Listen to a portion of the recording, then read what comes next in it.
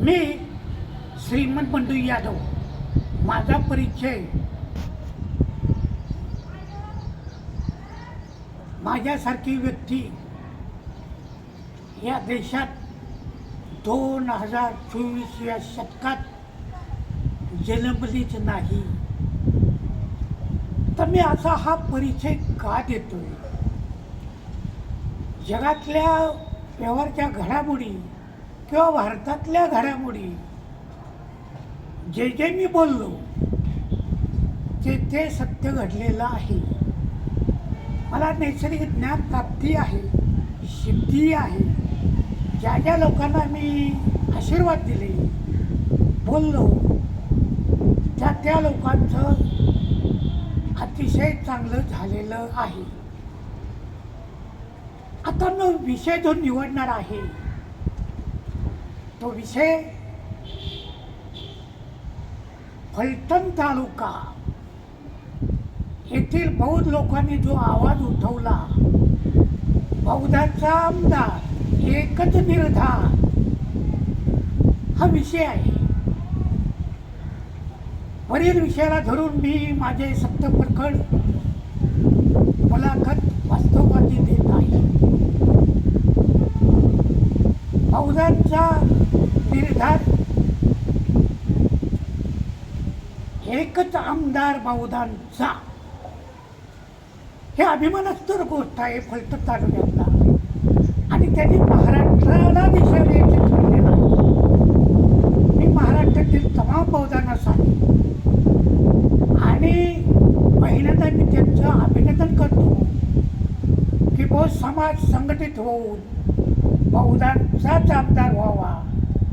ज्या कार्यकर्त्यांनी चळवळीच्या माध्यमातून त्रास घेऊन आवाज उठवला, त्या सर्व मंगळवार पेठेतले असतील, तालुक्यातील असतील, त्यांचं हार्दिक हार्दिक अभिनंदन आहे. अर्थात ही कल्पना, हे विचार मी 10 वर्षापासून मांडत होतो. आता कुठं यश आलं त्यामुळं मी पण आनंदित आहे. हे विशेष आहे, सत्य आहे. याला माझ्याकडे पुरावे सुद्धा आहेत. अनेक लोकांच्या तोंडी निवडलेला आहे, चांगल्या चांगल्या.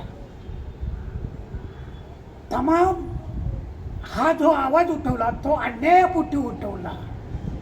तो 15 वर्ष आमदार झाला, त्याची माझी पण मुलाखत झालेली आहे. परंतु उठ म्हटलं की उठ आणि बस म्हटलं की बस. माझी सुद्धा ताकद या फलटण तालुक्यात आणि महाराष्ट्रात जनतेकडे आहे, संपर्क आहे.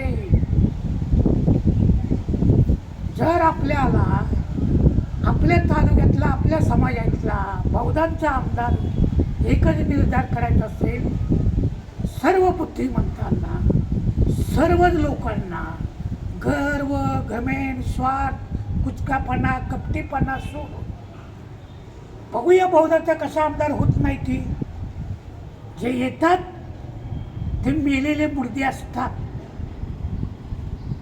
59 आमदार किंवा 54 आमदार जे येतात ते छक्क्याच्या गाढवाच्या पलीकडचे आहेत.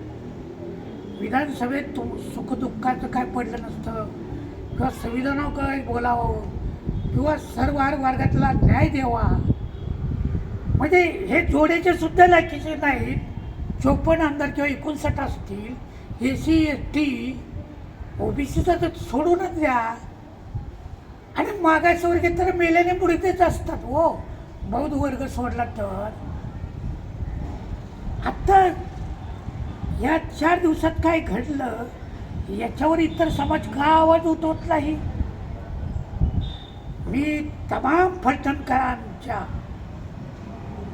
ज्यांनी बौद्ध आमदाराचा निर्धार केलेला आहे, त्यांचं मनापासून एक आंबेडकर चळवळीला तुम्ही दिशा देत आहात. म्हणून मी तमाम महाराष्ट्रातील लोकांना सांगतो की फलटणनं जी क्रांती केली ती संपूर्ण महाराष्ट्रात झाली पाहिजे. बौद्धाने बौद्धालाच मत टाकल्या, इतर समाजातल्या मागासवर्गीय लोकांना, मग SC असतील, ST असतील, OBC असून त्यांचा पण काय उपयोग नाही. अहो ते मेलेलं म्हणतं हो, काय उपयोग आहे त्यांचा? कुठल्या पक्षातून आमदार खासदार झाले तरी त्याचा काही उपयोग नाही. हे सगळं टिकाऊपण आहे, हे सगळं नाटकी आहे. फक्त निवडून यायचं, गोड बोलायचं, शाहू फुले आंबेडकरांचं नाव घ्यायचं आणि मग म्हणायचं मी नाही बाई त्यातली खडीला वाचली. असे जर प्रतिनिधी या महाराष्ट्रातून निवडून येत असतील किंवा देशातून, त्याचा काय उपयोग आहे हो? किती गरिबी वाढली, किती बेकारी वाढली, किती जातीवाद वाढला, किती अज्ञानपण वाढलं. मी आता बहुत समाजात ठाम सांगेन, एकच निर्धार महाराष्ट्राचा सुद्धा बहुदाचा आमदार झालाच पाहिजे. तुम्ही विविध पक्षात असाल, त्या नेत्याच्या पोकट उचला, त्या नेत्याचं डोकं फोडा. अरे मी तुला मोठं केलंय म्हणायचं, अरे ही हिंमत दाखवा. आमच्या जीवा तू मोठा झालेला आहे काय. जनरल असतील किंवा मागासवर्गीय हक्कानं तिकीट मागायचं. महाविकास आघाडी असेल किंवा महायुती आघाडी असेल, हक्कानं तिकीट मागा. आता तुमच्यात तो दम नसेल ना मागण्याचा, तुमच्यासारखे कार्यकर्ते गेले चुलीत बुथाईला घेऊन जा, संध्याकाळी मिसळ म्हणणारा बरखर का समाजाची जातीची तळमळ आहे. काय घेतोय की बाबासाहेबांचे विचार जगात दुमदुमतात. बाबासाहेबांचे विचार हे भारताच्या उत्कर्षाकरता स्वातंत्र्य, समता, बंधुत्व, शांती लाभो, स्वातंत्र्य टिको, हे बाबासाहेबांचे विचार आहेत. आणि बाकीचे जे मागासवर्गीय ओबीसी एसटी असतील ना, माझा समाज सोडून तर कुणी असं बोलत नाही, कुणी असं विचार करत नाही. आणि तुम्हाला लाज वाटले पाहिजे मागासवर्गीयाचा. तुम्ही देशात कशाला जन्मता किंवा आरक्षणाचे फायदे घेणारे सुद्धा तुम्हाला लाज वाटली पाहिजे. तुम्ही देशात जन्मला नाही पाहिजे. आणि आरक्षण तर कधीच संपलेलं आहे. आता ओबीसीचं तर कधीच राजकीय गेलं आहे. आता एसीचं सुद्धा कधीच गेलेलं आहे. तुमचा खेळ कोंडोबा, तुम्हाला जगणं मुश्किल होईल. तुम्ही जागृत होत नाही. तुम्ही बाबासाहेब आंबेडकरांचा जन्मापासून ते मृत्यूपर्यंत कधी अभ्यास करत नाही. तुम्हाला एकच ना अंधश्रद्धा, टिळे, गंध लावणं आणि फुकटच बहुत समयात दोष देणं, टाळ कुठत बसता तुम्ही रात्रंदिवस. जे सूर्यग्रहणाच्या वेळी तुम्ही भीक मागता, काय काय करता. आणि तुम्ही शिकतच नाही, तुम्ही हुकलेला आहात. तुम्ही सर्व धर्मजातीचाच अभ्यास करत नाही. आणि मग असे मुर्दे प्रतिनिधी त्या जातीतनं मागणं बरं आहे का? तुम्ही तुमच्याच हाताने खड्डा खोलताय का नाही? म्हणजे सगळ्या अर्थानं खड्डा खोलताय. म्हणजे घटनाचं तुम्हाला देणं घेणं नाही, संविधानाचं आरक्षणचं पण तुम्हाला देणं घेणं नाही. म्हणून यापुढं संपूर्ण महाराष्ट्रात जेवढ्या अनुसूचित जाती जमातीच्या असतील जागा, त्या बहुत जनतेचा आमदार झाला पाहिजे. एकच निर्धार करा. आणि तुमच्या नाश करा जातीवादी सुद्धा शक्ती टपलेली आहे ना महाराष्ट्रात. की किती जरी काम केलं, संजय बनसोड्यासारख्यानं विश्वसारखं महान बुद्धविहार लातूरला निर्माण केलं, चांगलं काम केलं, तर देशमुख पाटील मंडळीसुद्धा ह्यांच्यावर पराभवाला टप्पा बी लाज वाटली पाहिजे. याचा पराभव कराय विविध पक्षाने. त्याला स्वतंत्र निवडून द्या, कुणी उभे करू नका. यापुढं पाऊस समाजाचाच आमदार व्हावा.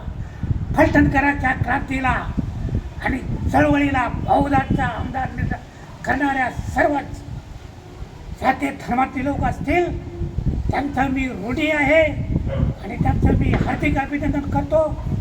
जय भीम, जय बुद्ध, जय भारत, नमो बुद्धाय.